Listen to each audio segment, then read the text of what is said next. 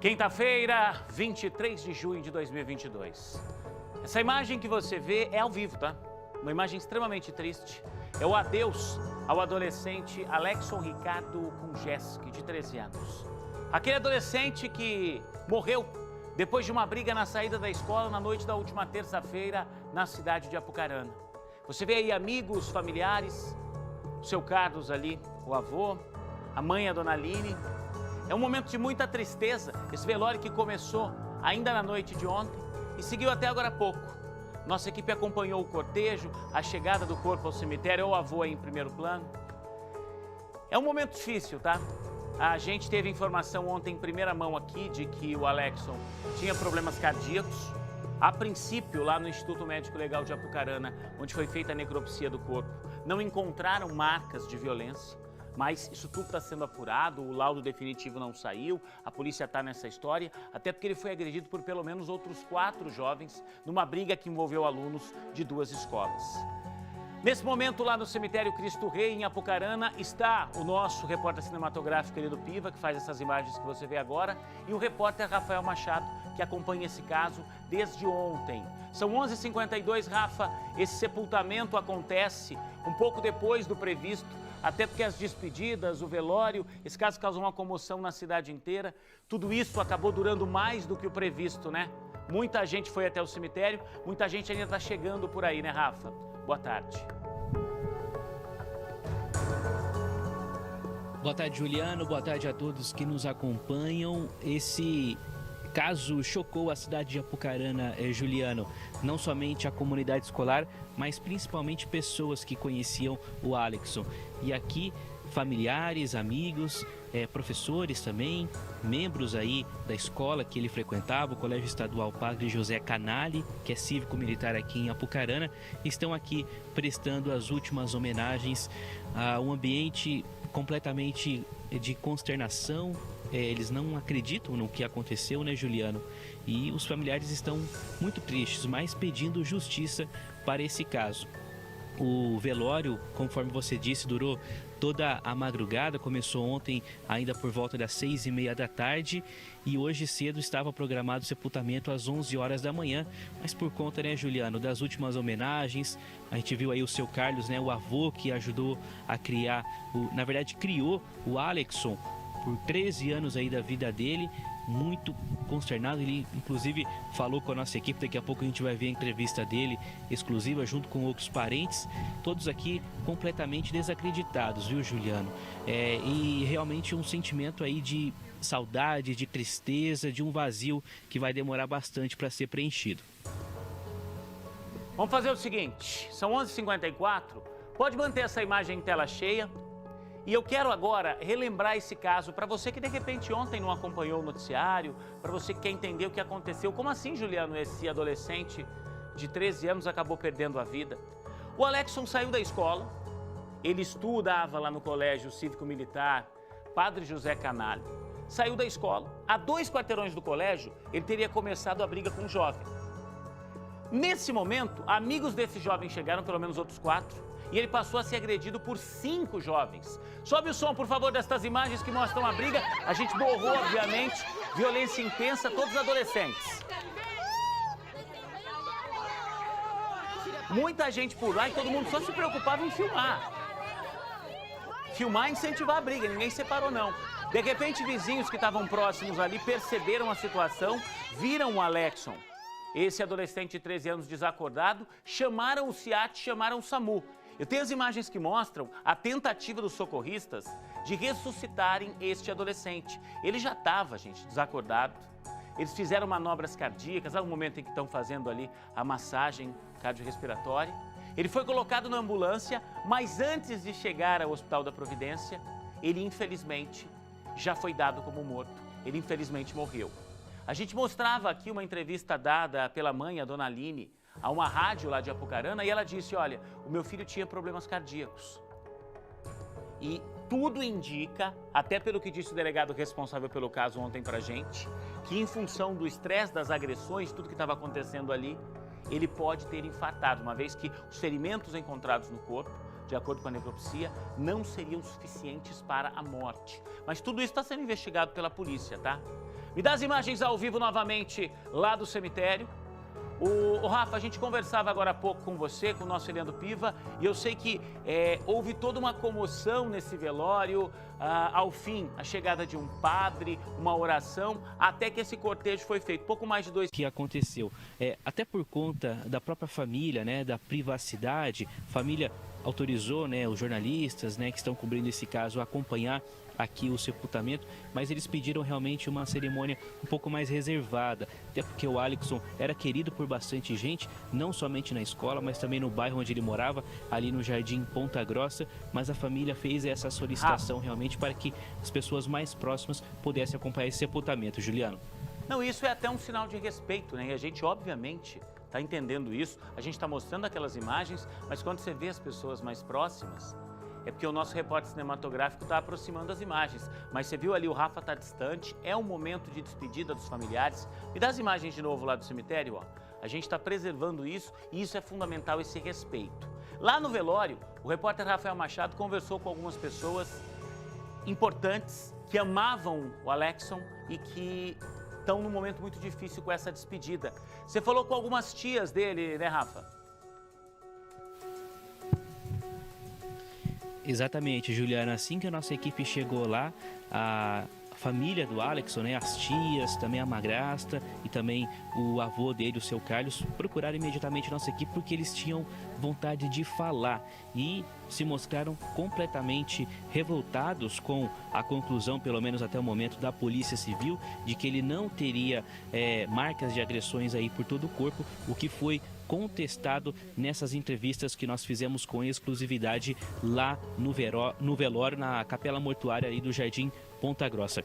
Vamos ouvir então algumas dessas entrevistas que retratam aí essa indignação da família. Quero que venham aqui e me falem que naquele corpo não tenha marca de agressão. Ele está com as mãos tudo ralada, o rosto roxo de murro, de não sei se é de tapa, se é de murro, do que é. Como que aquilo não é agressão? Aquilo é agressão. E não adianta, a empresa está querendo tampar o sol com a peneira, falando que o menino morreu de morte súbita. Que seja que ele morreu de morte súbita. Mas se ele teve morte súbita, ela veio através do quê? Através da agressão que ele sofreu. E o colégio fica falando que tá com toda a solidariedade com nós. Não tá, não.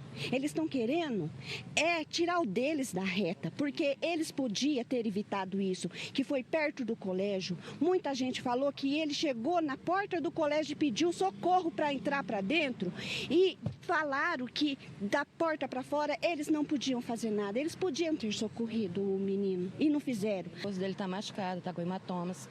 Ele tá com o nariz com hematomas. Ele tem roxo aqui, ele tem roxo na testa. As mãos dele estão machucadas. E então, se isso não é hematomas, eu quero que algum médico me explique o que é hematomas. E qual que é o seu sentimento depois dessa constatação da polícia por parte do IML? Como é que vocês ficaram? Totalmente.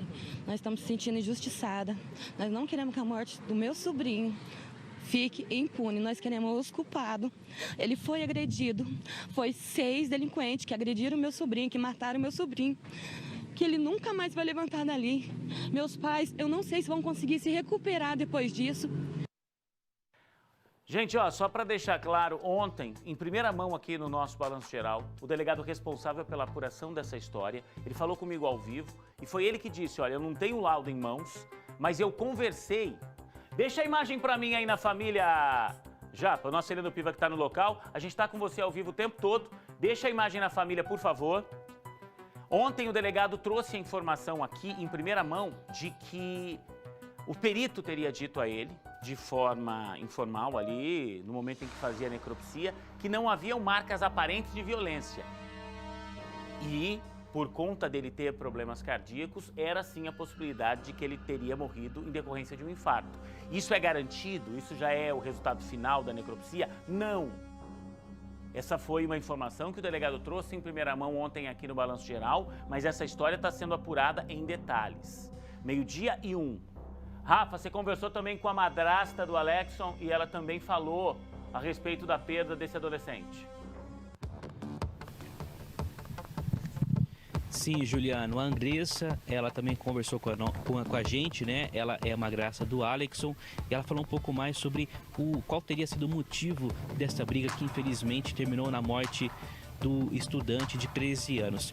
E pelo que ela nos disse, Juliano, essa briga já estava planejada por estes 6 garotos da mesma idade do Alexson que acabaram espancando ele.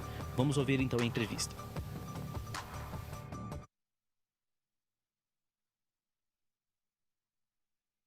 Realmente, eu tive na hora, eu peguei e ia socorrer ele, achando que era uma crise, mas não era, porque muitas vezes eu levei ele no postinho quando ele tinha crise, eu sabia quando ele tinha crise. A última vez que eu levei ele, vai fazer 1 ano que deu 7. Se fosse crise, tinha dado a morte dele no dia que deu 7 crises nele. Aquele dia ele foi agredido, ele não sei pra quê, quem que eles estão querendo defender. Gente, é difícil para a família. E eu também acho que essa história tem que ter uma apuração severa e séria. Ainda que esse jovem, ainda que a perícia conclua que ele morreu em decorrência de um infarto. Esse infarto foi provocado pela forte emoção que ele estava passando. Ele foi agredido por outros 4, 5 moleques. Então tudo isso tem que ser apurado, sim. 12:04, família segue nessa despedida. Seu Carlos está por aí ainda, ô Rafa? Você conversou com o avô? O seu Carlos foi quem criou o Alexson. Imagina pro avô perder. Avô a gente sempre fala, né? Avô é avó, são segundo os pais, segundo as mães, né? Imagina para ele a perda desse neto de uma forma tão precoce. Você chegou a conversar com o seu Carlos, né, Rafa? Sim, Juliano, o seu Carlos, ele inclusive nem tá perto aqui do túmulo, né, onde está sendo sepultado o neto, por conta da forte emoção dele.